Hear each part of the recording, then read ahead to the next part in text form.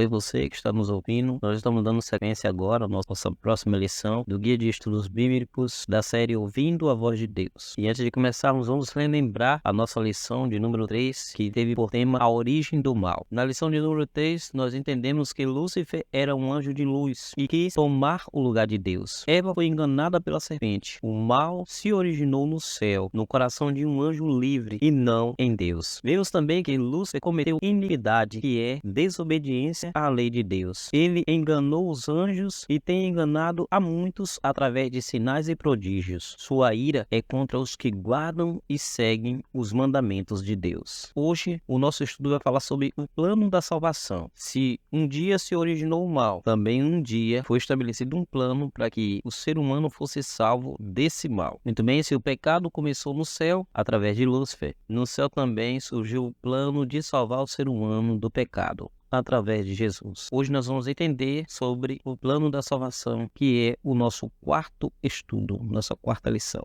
Deus nos ama com amor eterno, dispondo-se a vir ao mundo, passar pela agonia da cruz, a fim de resgatar a humanidade perdida. O caminho para a vida eterna é muito fácil de ser achado e compreendido, mas poucos sabem como ir a Cristo, experimentar alegria, paz de espírito, perdão e esperança. Vamos para a nossa primeira pergunta. Quantos são pecadores e qual é o resultado do pecado? Portanto, assim como por um só homem entrou o pecado no mundo e pelo pecado a morte, assim também a morte passou a todos os homens, porque todos pecaram. Romanos capítulo 5, versículo 12. Porque o salário do pecado é a morte, mas o dom gratuito de Deus é a vida eterna em Cristo Jesus, nosso Senhor. Romanos capítulo 6, versículo 23. Quantos são pecadores e qual é o resultado do pecado? A morte passou a todos os homens, porquanto todos pecaram. O salário do pecado é a morte. Segunda pergunta. Que relação Deus manifestou diante da entrada do pecado? Vamos marcar verdadeiro ou falso para responder essa pergunta. Quando ouviram a voz do Senhor Deus, que andava no jardim pela viração do dia, esconderam-se da presença do Senhor Deus, o homem e sua mulher, por entre as árvores do jardim.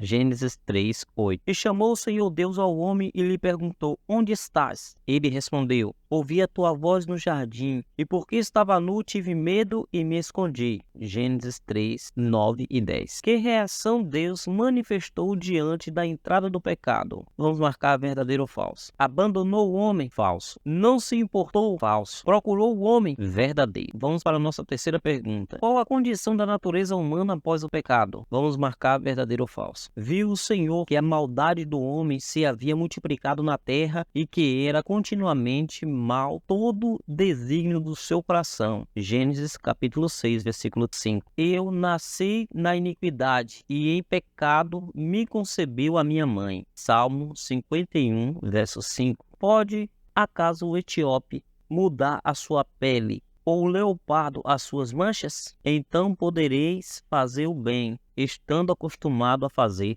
o mal. Jeremias capítulo 13, versículo 23. Enganoso é o coração mais do que todas as coisas e desesperadamente corrupto. Quem o conhecerá? Jeremias capítulo 17, versículo 9. Porque do coração procedem maus desígnios, homicídio, adultério, prostituição, furtos, falsos testemunhos, blasfêmias. Mateus 15, 19. Qual a condição da natureza humana após o pecado? Ficou mais santa? Falso. Tornou-se corrompida e depravada? Verdadeiro. Permaneceu como era? Falso. Então a condição da natureza humana após o pecado, ela se tornou corrompida e depravada. Quais são outras características da natureza humana pecaminosa, entre os quais também todos nós andamos outrora, segundo as inclinações da nossa carne, fazendo a vontade da carne e dos pensamentos, e éramos por natureza filhos da ira, como também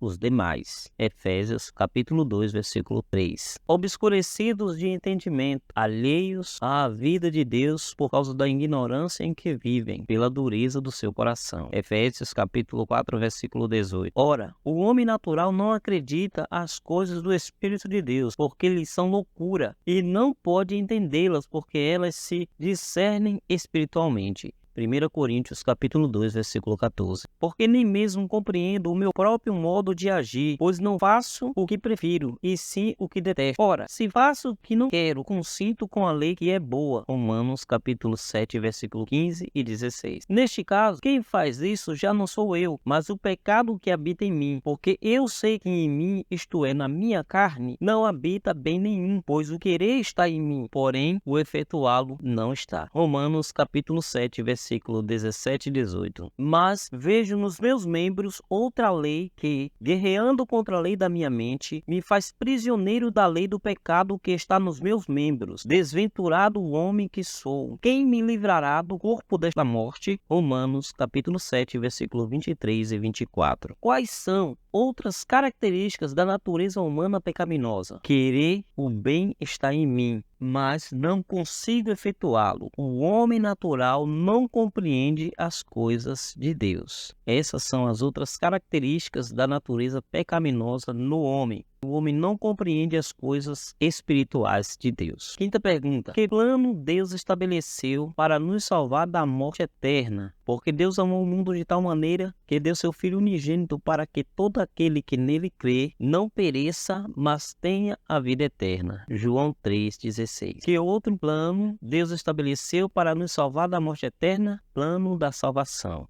Deus estabeleceu um plano mediante o qual seu Filho daria a vida em lugar do pecador. Dessa forma, todo o que o aceita como Salvador é perdoado e recebe a promessa da vida eterna. Cristo morreu pelos nossos pecados, segundo as Escrituras. 1 Coríntios 15, versículo 3. O que Jesus fez por nós na cruz? Carregando ele mesmo em seu corpo, sobre o madeiro, os nossos pecados, para que nós, mortos para o pecado, vivamos para a justiça.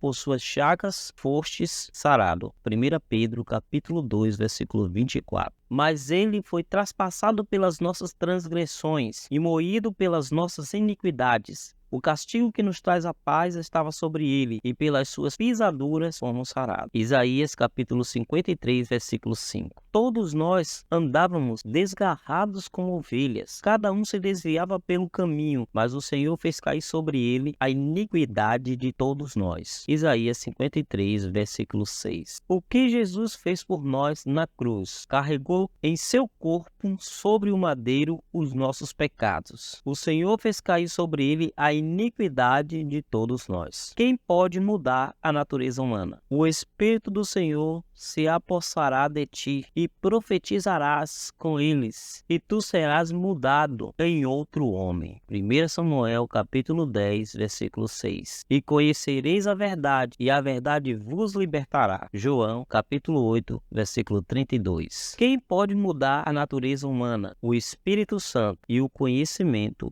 da verdade. Oitava pergunta: a salvação depende de nossas obras? A mim, o menor de todos os santos, me foi dada esta graça de pregar aos gentios o evangelho das insondáveis riquezas de Cristo. Efésios capítulo 2, versículo 8. E manifestar qual seja a dispensação do ministério, desde os séculos oculto em Deus, que criou todas as coisas. Efésios capítulo 2, versículo 9. Sabendo, contudo, que o homem não é justificado por obras da lei, e sim mediante a fé em Cristo Jesus. Também temos crido em Jesus Cristo para que fôssemos justificados pela fé em Cristo e não por obras da lei, pois por obras da lei ninguém será justificado. Gálatas capítulo 2, versículo 16. A salvação depende de nossas obras? Não, a nossa salvação não depende das nossas obras. Pergunta de número 9. Como pode o homem alcançar a salvação? O testemunho é este, que Deus nos deu a vida eterna, e esta vida está no seu Filho. Aquele que tem o Filho tem a vida, aquele que não tem o Filho de Deus não tem a vida. 1 João, capítulo 5, versículo 11 e 12. E tendo sido aperfeiçoado, tornou-se o autor da salvação eterna para todos os que lhe obedecem. Hebreus, capítulo 5, versículo 9. Como pode o homem alcançar a salvação? A aceitando a Cristo, o autor da salvação eterna para todos que lhe obedecem. Recapitulação. Após o homem pecar, Deus foi procurá-lo e lhe deu a certeza de que Jesus morreria em seu lugar. Jesus é o Cordeiro de Deus. Ele tomou sobre si os nossos pecados. Após o pecado, a natureza humana ficou depravada e o coração corrompido.